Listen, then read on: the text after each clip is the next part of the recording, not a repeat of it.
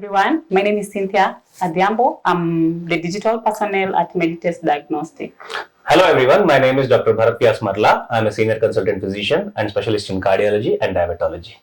So today we are going to discuss about mitral stenosis. So we want the doctor to describe for us the causes, what are the dangers, and just everything about this disease. Yeah, mitral stenosis, everybody should know. Yeah. It's one of the most common rheumatic heart diseases. Yes. Of all the heart diseases that we encounter in Kenya, rheumatic heart disease is the most common one. Okay. Rheumatic heart disease, first people have to know. Yes. Rheumatic heart disease is an autoimmune condition, which means there are white blood cells and red blood cells in the body. Yes. White blood cells are like soldiers. They are supposed to protect us against the infection. Yes. Okay.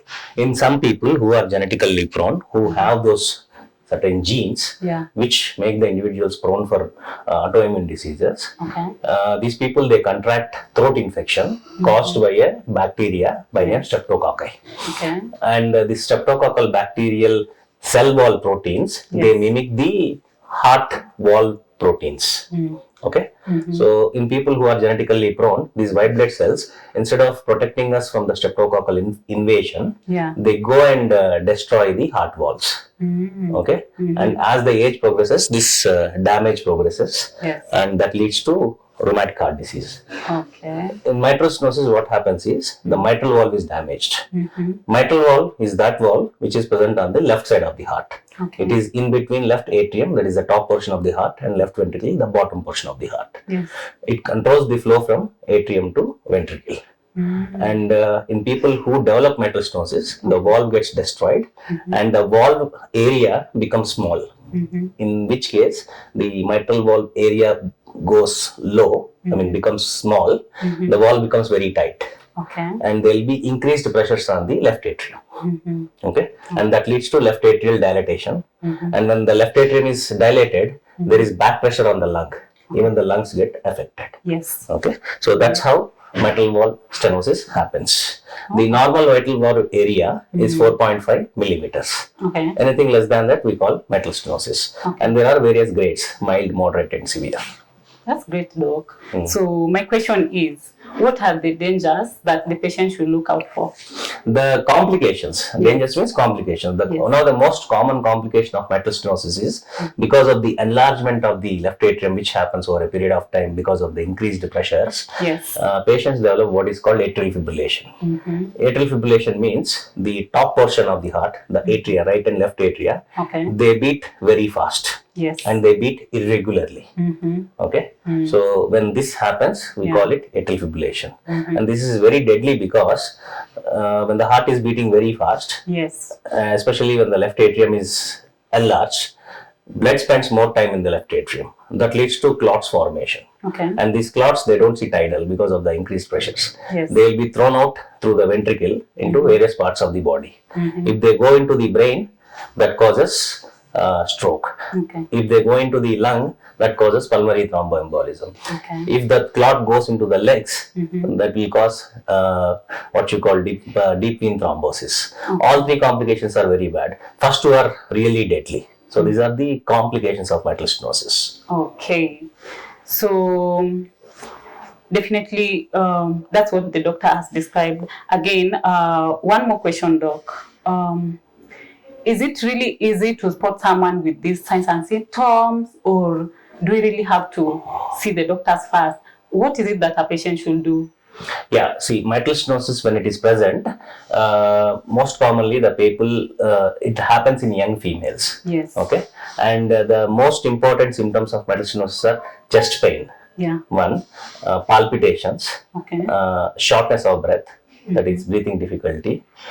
These are the initial symptoms. But as the patient starts developing heart failure as a result of mitral stenosis, more symptoms occur. Okay. So there are 6 cardinal signs of heart failure: chest pain, shortness of breath on a little amount of walking, palpitations, swelling of the feet, orthopnea, that is when the patient is sleeping, they have to suddenly get out of the bed to catch a breath, and dizziness or loss of consciousness. This is called syncope. So these 6 are the cardinal manifestations of heart failure. out of them, if 3 are present, usually we suspect heart problem. And people, especially young females who have these symptoms, when we subject them to echocardiogram, that is scanning of the heart, you can easily diagnose mitral stenosis. Usually mitral stenosis presents in 20s and 30s with symptoms. But in Kenya, what is happening is, even in older people we are seeing, because Kenyan population has got good heart genes. That means the cardiac reserve is good. Despite heart not functioning well, the body can tolerate. So we are increasingly seeing them with the modern technology in elderly patients. Yeah, that's so great. So thank you so much, Doc. So maybe just a final say about the topic and probably what you would advise the patients to do. So mitral stenosis diagnosis early is very important thing. When these symptoms are present, they have to get scanned. That is first thing. And second thing is that the treatment options for mitral stenosis are very limited, in the sense we cannot reverse it. So in the mild to moderate stages, we'll try to manage mitral stenosis with medicines. But in the late stages, that is when the mitral valve stenosis is very severe, what happens is we have to do surgical things. We have to do either closed valvulotomy, that means we pass a catheter through the femur or through the hand, go into the heart and cut open the mitral valve, so that the tightness is reduced. People who are not suitable for this, they have to undergo open heart surgery, and mitral valve, artificial valve, should be fixed inside. So these two are the treatment options. But when the patient develops already, heart failure with reduced ejection fraction, there is not much that we can do. You can only manage the symptoms. So that was what we wanted to know today. We really thank you, the doc. This is our doctor here at Meditest. If you have anything related to the dangers of internal medicine, just come see our doctor. He is the specialist and he knows best, and is the one who can actually help you. So thank you, our audience, and thank you so much again. Thank you very much. If you had liked this video, please like, share and subscribe.